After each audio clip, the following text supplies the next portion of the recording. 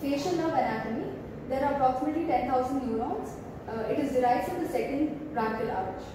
70% of the neurons, which is approximately 7,000, supply the muscles of facial expression, which are stylohyoid, posterior belly of digastric, and stapedius. 30% supply the nervous intermedius of Grisberg, somatosensory fibers from the anterior 2/3 of the tongue, parasympathetic secretomotor fibers to the parotid, submandibular, sublingual, and lacrimal glands. As you know, 7,000 and 3,000, 70%, 30%. As you know, this one, muscles of facial expression. So, along with the stylohyoid, posterior belly of the digastric, and stapedius muscles. Other than the muscles of facial expression, these are the ones which are supplied by this particular second branchial arch, that is the motor component, that is stylohyoid, posterior belly of digastric, and stapedius. Whereas 30%, that is nearly 3,000 fibers, they belong to nervous intermediates of Grisberg. Okay, they join near the intraocular canal or at different various points. So some somatosensory fibers from the anterior 2/3 of the tongue, that is the taste one, and parasympathetic secretomotor fibers to all the glands like parotid gland, submandibular salivary gland, and sublingual salivary gland, and lacrimal glands are related to this nervous intermediates of Grisberg. General somatic afferent fibers are sensory. They join the auricular branch of the vagus nerve to supply sensation to the external auditory meatus. So general somatic afferent, as you know, they are sensory. Afferent is sensory. So they present all over the body. That's why they are general somatic afferent. They join the auricular branch of vagus. So through that and supply the sensation to the external auditory meatus. General visceral afferents.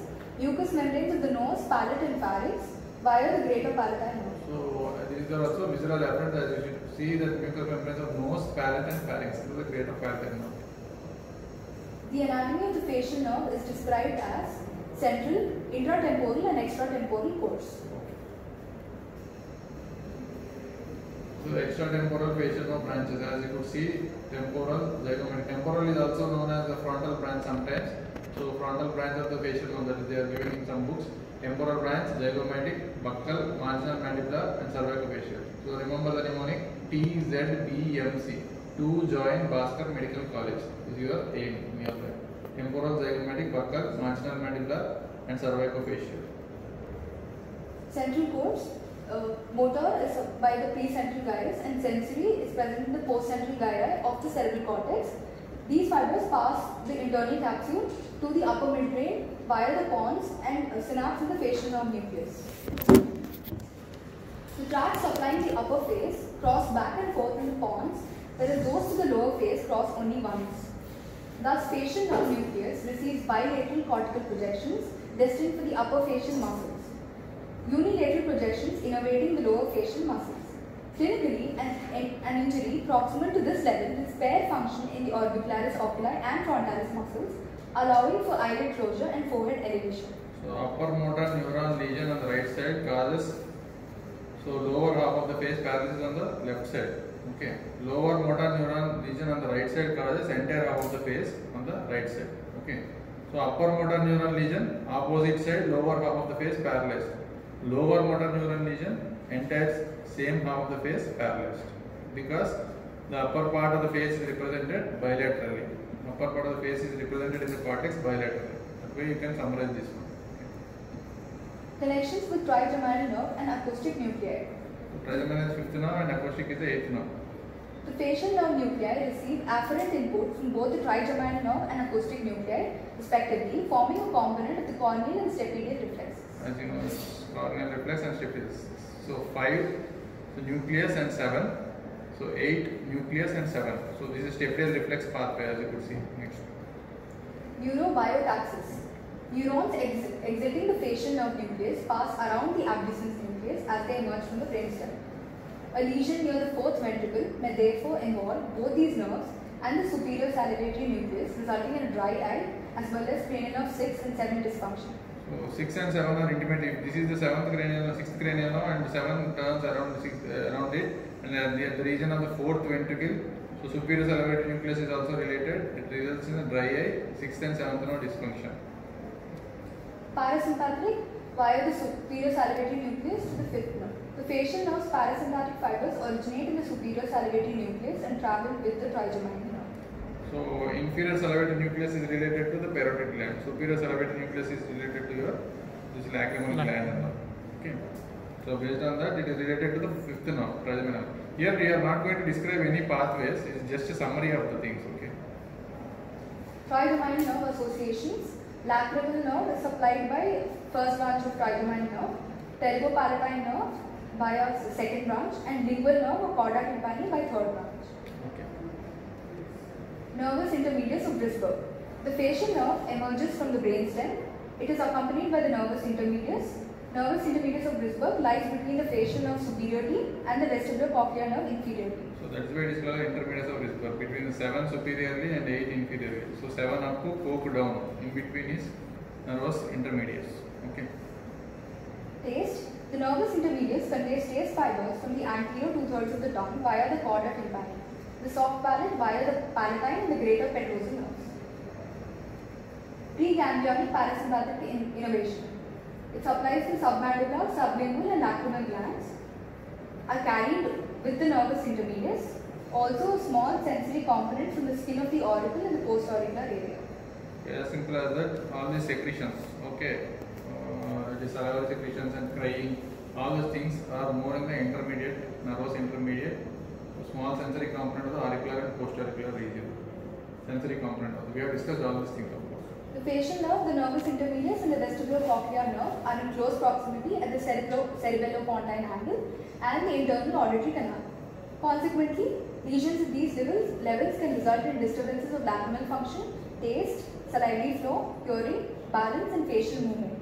All those things, balance because of vestibular nerve involvement, crying because of greater superficial petrosal nerve, taste because of cauda tympani, salivary flow, as you could see, all those cauda tympani, hearing. Okay, these are all linked together.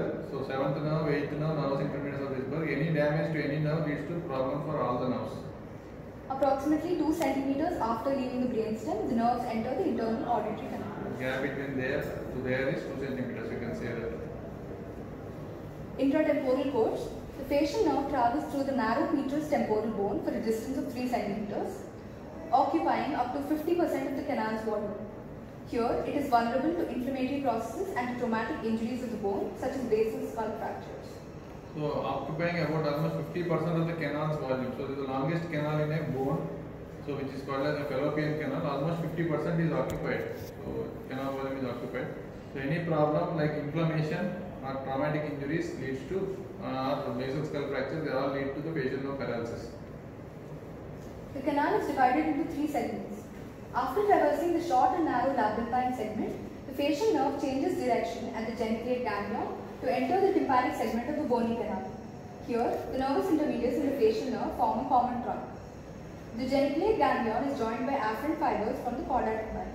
As you could see, the narrowest and the shortest part is labyrinthine segment, 0.6 millimeters in diameter, and then it changes the direction. As you could see, the geniculate ganglion goes backwards to enter the tympanic segment, which is the horizontal segment of the bony canal. And later on, at that particular point, he is telling that nervous intermedius and facial nerve form a common trunk. Until then, they lie separately. Different books are giving differently. In this book, it is given like nervous intermedius and facial nerve form a common trunk at the level of geniculate ganglion, as they are telling. And it is geniculate ganglion anyhow joined by cauda tympani nerve. That is afferent fibers. 3 nerves branch from the ganglion. Greater superficial petrosal nerve carrying secretomotor fibers to the lacrimal gland. Lesser petrosal nerve carrying secretory fibers to the parotid gland, an external petrosal nerve, an inconsistent branch carrying sympathetic fibers to the middle meningeal artery. So very important, like GSPN, as you know, from the lacrimal gland for crying. Okay, lesser petrosal nerve, sensation secretory fibers from the parotid gland, and external petrosal. This is one thing which is not given in other books. So external petrosal nerve, which is an inconstant branch, it is giving sympathetic fibers to the middle meningeal artery. Giving sympathetic fibers to the middle meningeal artery. So these 3 are the petrosal, 3 petrosal nerves. If somebody asks, you have to pick. Next. The distal portion of the facial nerve emerges from the middle ear between the posterior wall of the external auditory canal and the horizontal semicircular canal. Okay. Lateral semicircular canal and posterior wall. Here the facial nerve reaches the beginning of the mastoid segment. Mastoid segment is the vertical segment of the facial nerve. Vertical or mastoid segment. 3 branches exit from this segment of the facial nerve. Nerve to stapedius muscle, cauda tympani nerve, and nerve from the auricular branch of the vagus. Okay. The facial nerve continues vertically down the anterior wall of stylomastoid process to the stylomastoid foramen. At this point, the nerve contains only sensory and motor fibers. A branch exits the nerve just below the stylomastoid foramen and innervates the posterior wall of the external auditory canal and a portion of the tympanic membrane.